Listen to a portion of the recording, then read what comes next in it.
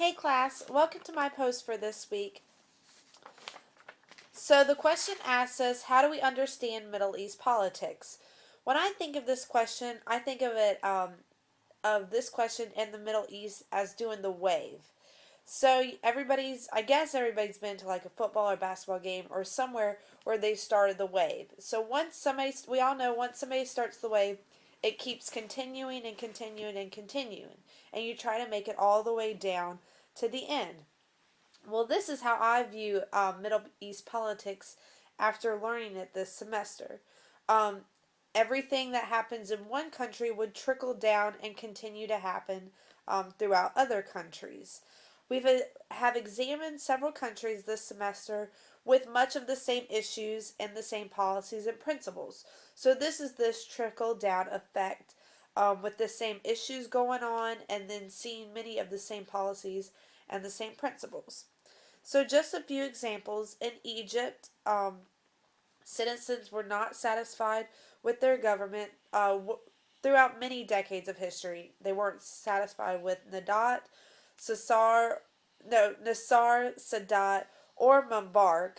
So they made attempts to change governments by overthrowing officials. We've seen the same issues in Libya, the same issues in Saudi Arabia. We've seen ongoing with Iraq and Saddam Hussein, who reigned from 1979 to 2003. So, throughout, as far as government and political officials in Middle Eastern countries, we've seen no term limits throughout almost all Middle Eastern countries. We've seen presidents reigning for decades and years, and people just becoming so tired of their government officials throughout several countries, and therefore they've all made attempts to um, overthrow their government. So we've seen this ongoing wave and this ongoing trickle effect of not satisfied with their government. We've also seen civil wars across various countries, civil wars in Libya, civil wars in Egypt, civil wars throughout almost all Middle Eastern countries.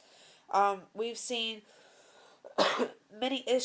countries having continuing issues with Israel, continuing wars with Israel. Some of these countries have consisted of Egypt, Syria, Lebanon, Iraq. So we've seen that trickle effect continued. We've seen economic conditions have been across the board in various states. Um, Several countries have been faced with the same economic hardships, from large class differences, the rich getting rich, the poor getting poor. We've seen that across the board. Um, so I think we have a consensus across the board with several countries and almost all the Eastern countries seeing the same issues. This wave effect, it continuing from one country to another to another. And I think the argument can be made is that all countries have faced the same hardships. They have all they have all become a part of this Arab Spring revolution. And when I think of it, I think of you want the wave to continue all the way down. But people get tired of continuing to do the wave. I know when I've been at a football game, when people constantly are doing the wave, I just get tired of it. So eventually at the game, people stop doing it, which is you finally get relieved when you're like, oh, there we go, nobody's finally doing it anymore. And I think this is how what the Arab Spring Revolution has become. People have become so tired of doing the wave. They become so tired of these political issues, economic conditions, ongoing civil wars, that citizens have started this Arab Spring Revolution, which is like the stopping point of the wave. It's an attempt to end all the political, economic, all the issues that have been going on.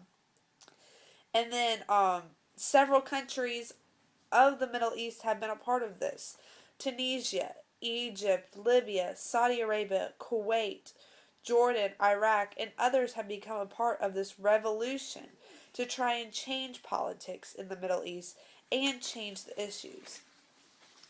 So, to wrap this up, in my opinion, to understand and explain Middle East politics, it's like the wave.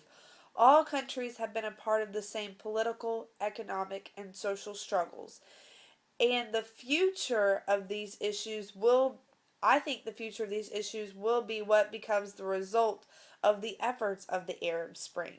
Will the Arab Spring become the stopping point of all these issues, or where once again these issues start again and the wave come back and the waves start again? So thanks for visiting my post for this week, and I look forward to your feedback.